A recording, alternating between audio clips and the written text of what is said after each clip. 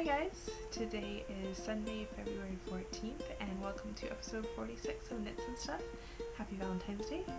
My name is Alicia, and today we'll be talking about works in progress, pretty things, local delights, and wibbly wobbly, timey-wimey. First, welcome to those of you that are new, and for those of you that are returning, thanks for coming back. If you haven't already, there's a group in Ravelry that you can join. It's called Knits and Stuff Podcast, and there'll be a link in the show notes, which are at knitsandstuff.wordpress.com. So let's get started.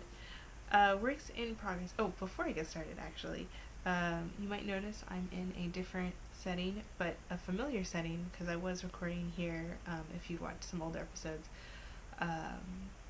before, but now I'm using a slightly different camera, so now you can see quite a lot of our office slash craft room slash mostly office. If you don't know, the camera that I'm using is a little bit different than the other one I used to use here, so if you have any opinions on what it's like in here, let me know in the episode thread. But yeah, and I'm looking down because the camera preview and the show notes are down here because I have nothing that can hold it up to camera level. But anyway, so knitting, works in progress. I have two things I've been working on. One, which you've seen before, the last episode I talked about the Campsite Cardi by Alicia Plummer, and it's in my Needle Runs Through It project bag, little triangle box bag. And I made quite a lot of progress the last time I showed it. So this is the cardigan upside down. It's the Campsite Cardi by Alicia Plummer. It's out of Miss Babs Yowza What a Skein in the colorway Sycamore. And I'm knitting it on US 8s. That's the medium-sized needle for the pattern. 5.0 millimeters on my Addy Natura Clicks, the interchangeable needles. So this is what the back looks like. So as you can see, I separated for the sleeves, and then started knitting the body, and I was just about ready to separate for the sleeves last time. So this is the marker that I put in the last time I showed it to you guys. So I've knit this much. So I've started the chart pattern for the cardigan, and I just started the second chart. So there's a couple of charts, and the first one is done for a few rows, and then you do the second one. I think there's a couple more to get that speckly pattern in the kind of lacy look to it. I have a picture here. So that is, how close can I get to it? That is the cardigan, what it's supposed to look like when it's done. And I actually, I didn't even realize it when I bought the yarn that I chose a color kind of close to what the pattern uses.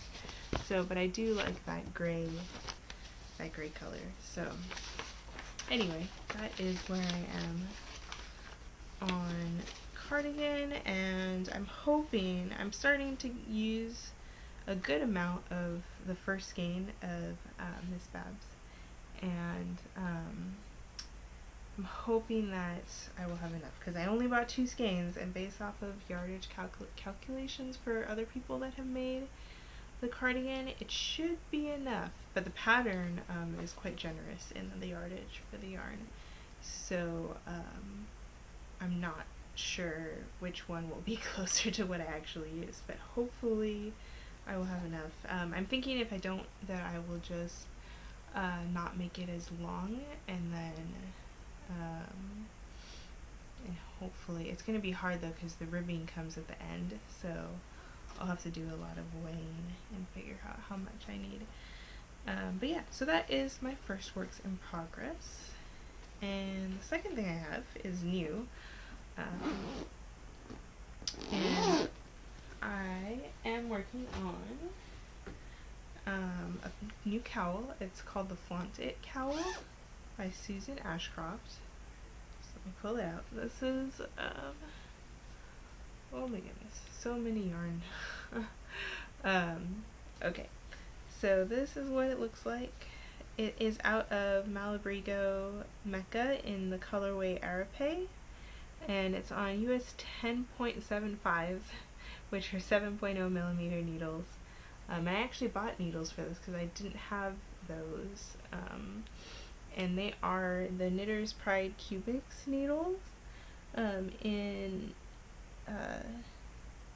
which are the cube, the four-sided needles instead of the round ones. So they're supposed to be a little more like ergonomic, or easier on your hands when you're knitting. I haven't noticed too much of a difference, and I think that's partly because they're larger needles, so I feel like it wouldn't make as much of a difference as if they were smaller needles, but they're not too bad to knit with. I think just knitting with these on the larger needles with the yarn is kind of already hard on your hands, so because I feel like the yarn doesn't slide as nicely as it would for the join in between the needle and the cable, but they feel kind of nice though, and the tips are like pointy but not too pointy, so they work well for this yarn, at least, to not split it or anything.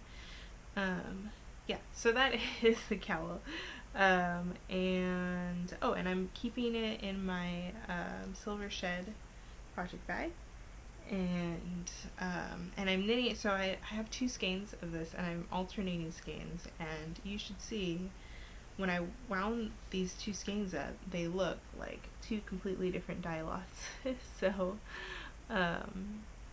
you can kind of tell this one's a little bit more pink and this one is more blue, but the whole cowl is actually turning up a little bit pinker than I would like, so this might end up being a gift.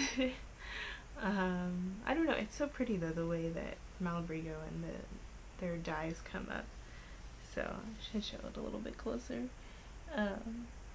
Take a good picture. I should close some of the blinds so that the light's a little better. So yeah, because it's getting a little bit washed out in here. It's sunny today, but anyway, so yeah, that's all of my works in progress. So that would bring us to pretty things. Oh, and if you've noticed, since the last episode, I showed the embroidery calendar that I was working on, a year in stitches, and I haven't made any progress other than poking holes into the February one, so that's why that's not showing that, but I'm not sure if that's going to be done before February's over, but I'm thinking I could just hang it up while it's in progress, so I could still use it while I'm stitching it. But anyway, so pretty things. I have a new purchase from Quarry Fiber, and I wanted to show how cute it was packaged. They have a little ribbon that has the name of their store on there, and I thought that was really cute. But I got a sock blank from them. I've been wanting to try knitting from sock blanks. They've been popping up quite a lot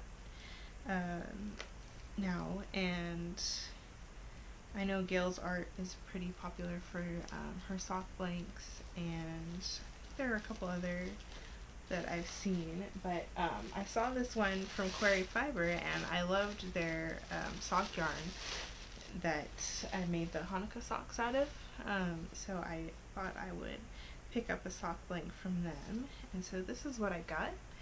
It is a marbled sock blank. It's one of a kind, and a one of a kind colorway, and I'll pull it out. It's just named 033 and the base is a 75 merino 25 nylon fingering weight sock yarn, and this is what, oh my goodness, the blank looks like, and it kind of matches my scarf. But it's got these really pretty swirly marble dye patterns on it, and I have no idea how they were able to do this because it looks so cool, the way it's dyed up. Oh, and I just realized like some of these oranges are kind of a neon color, so that's gonna be fun knitting up. But yeah, it's so pretty, and I'm excited to knit with these. It will probably be socks, I think, most likely. Although I am excited to see. I liked the way that their example marbled blank knitted up. So I would want something that shows these off. And I wonder, is this the side? Yeah, and this is the end to start with. So it'll be interesting. So I've never knit with a sock blank before, but I heard some people don't like it because the yarn is all crinkly. Um, so we'll see how I like it. But I'll let you guys know when it's like when I start knitting out of it. Um, but another option too, if I don't like it, is just to unwind the whole thing uh, and then wash it and wind it up and then wash it in a skein. But then that kind of, well, it doesn't completely defeat the purpose of a sock blank, but it is a nice way to keep your yarn from getting tangled if you already have it in this piece of fabric that you can carry around in your bag. So I'm excited. Um, yeah, and that is pretty things. I think I've pretty much caught up on my pretty thing backlog. So hopefully I'll still have stuff to show, but not too much to show, because I have a lot of stuff I need to knit and spin through now, and I haven't done spinning in a while, so I need to get started on that again. But I feel like I do more spinning in the summer when it's warmer, and more knitting in the winter, so it'll work out okay. So that's it for pretty things. That will bring us to local delights. So yesterday we went to a restaurant that's new to us in Berkeley. It's on 4th Street, along this where the strip of shops are, in between Hearst and Virginia, roughly. And the restaurant is called Iasare, something like that. And it's kind of a Japanese cuisine restaurant, more like Japanese fusion, I would want to say. It's less like straight up sushi and more like dishes, different grilled dishes. They did have some sashimi and other raw dishes, but we didn't try any of that. But the food was really good, and they had a really nice restaurant too, because they have outdoor seating. We didn't get to sit outdoors, but they have outdoor seating at the front of the restaurant, and they have heaters, so if it's cold, they have those outdoor heaters on. And it's really nice, a nice romantic spot. We celebrated Valentine's Day early, I guess, the day before. So yeah, so we went to the restaurant, and we had their dinner menu is basically Japanese tapas, kind of. This is all very kind of, but yeah, it's more like small plates and family style, and less like one meal. So we had the bacon wrap mochi, and which was really good. It had a teriyaki sauce with it, and it was kind of spicy, so that was really tasty. And we had kiyakagi. Oh my gosh, I don't remember the name. I think it was kikagi, or kikiagi. That was it. Kikiagi tempura, and it's kind of like a scrambled tempura with shrimp. That was also really good, and it came with some. I think it was wasabi salt. It was either wasabi or matcha because it was green, but I would imagine it would be wasabi salt, and then a red salt to go with it, and that was tasty.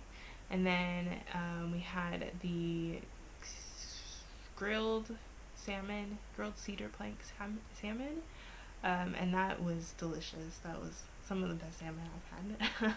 I don't know that I've had that much salmon at different restaurants, but it was really good, and it was like melt in your mouth kind of fish. So, and that had, I forget what the sauce that they used was, but the sauce that came with it was a little bit spicy, but just not really spicy, but just had like a little bit of a spice to it, and that was really good too.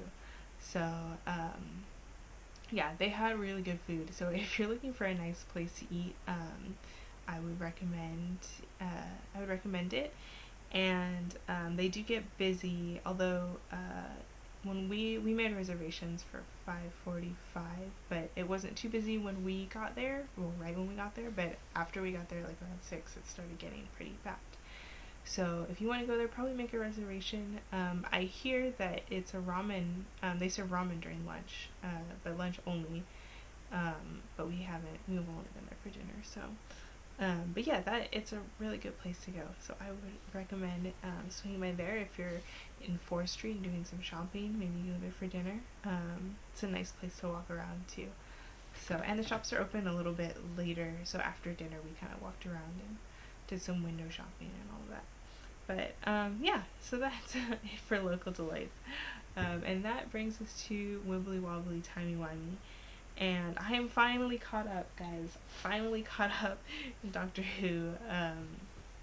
I watched the Christmas special, so if you haven't seen it, there will be spoilers for the most recent Christmas special.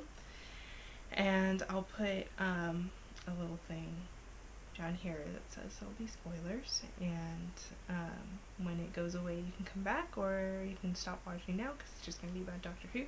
And see you guys next time. But yeah, so Christmas special, The Husbands of River Song, and I think this episode was probably the least to do about Christmas, but it was still a fun episode, kind of in the spirit of the Christmas specials, where it's just this adventure that the Doctor goes on, and it's kind of a fun getting into trouble thing, lighthearted thing. Although it wasn't that lighthearted at some points. But the Doctor basically runs into River Song and his wife, one of his wives, who he married as the 11th Doctor, and he finds out that, well, one, that she doesn't recognize him, which is hilarious, and two, that she's married to some king of this empire who has murdered many people, but she only married him because he has a diamond lodged in his head, and she wanted that diamond so she could sell it. So this episode kind of reminded me of what River Song was like without the Doctor, and how she was more of a troublemaker than you kind of remember her like you kind of think of her as, this good person, or at least I do kind of think of her as this like good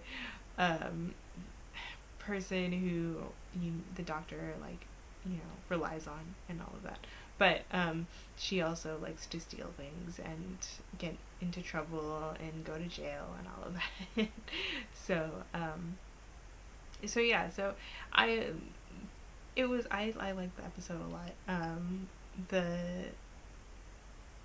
The fact that River didn't remember the Doctor, or like didn't recognize him, was kind of not very believable, because the Doctor is giving many hints. But I guess she was so caught up on, he only had 12 regenerations, and he had basically used all of them already, so there would only be he would only have one of the faces that he has already had, and so maybe she was so caught up in that she wouldn't think that he would have another face, although I feel like River would know better than that. But that's okay. Suspension of disbelief. But there were a lot of really funny parts that I liked for this episode, where, so since River doesn't recognize the Doctor, she steals the TARDIS with the Doctor, and when she's stealing it, she was like, it's a time machine, it's okay, I'll just bring it back at this moment in time, and he'll never notice. And the doctor's like, well, what do you mean he'll never know? Like, of course he's gonna notice.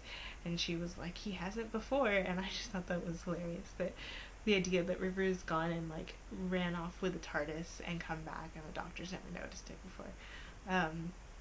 And then when they go inside, and River's like, you're gonna have to prepare yourself for what's inside. It might not meet your it might exceed your expectations of everything. And then the doctor goes through his whole spiel about how it's so much bigger on the inside, and it completely like flips his world, and his views of space and matter and all of this. And he goes on this long like monologue for it, and then at the end he's like, I finally wanted to see that, like, I've always wanted to see it done right. And so that was pretty funny to see him, his perspective on what the TARDIS, how people should react to stepping inside the TARDIS.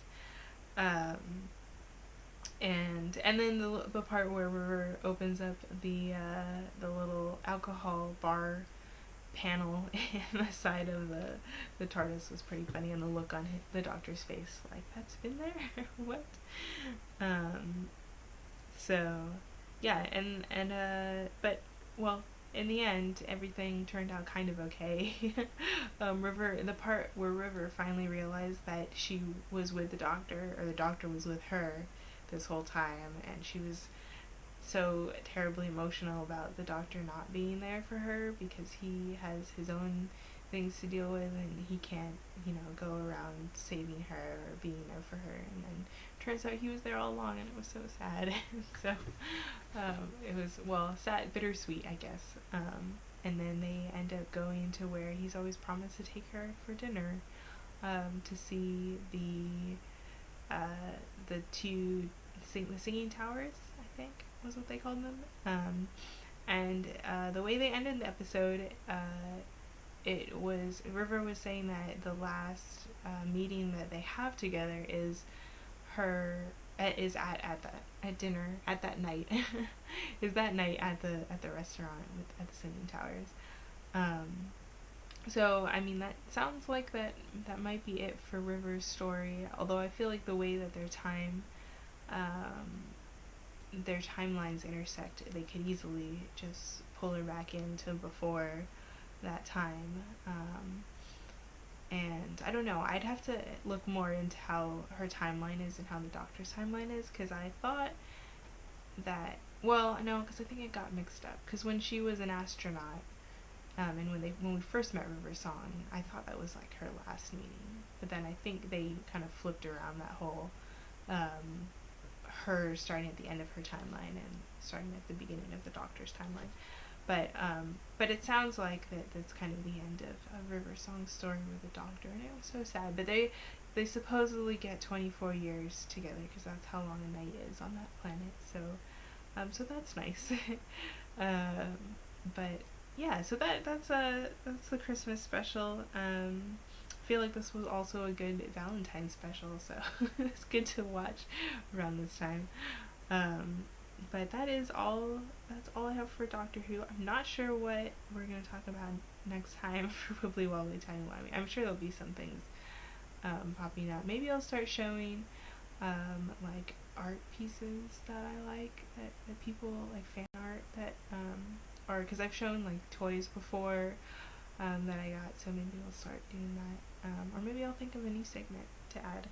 But yeah, that's it for Wibbly Wobbly Timey Wimey. That's it for the episode. So social media stuff, I'm Eliana Nitz on Ravelry, Unperfect529 on Twitter, Instagram, Pinterest, etc. And if you haven't already, Knits and Stuff podcast group on Ravelry. And all of the show notes are knitsandstuff.wordpress.com. So I should be recording again in 2 weeks. So I will see you guys then. Thanks for watching. Bye.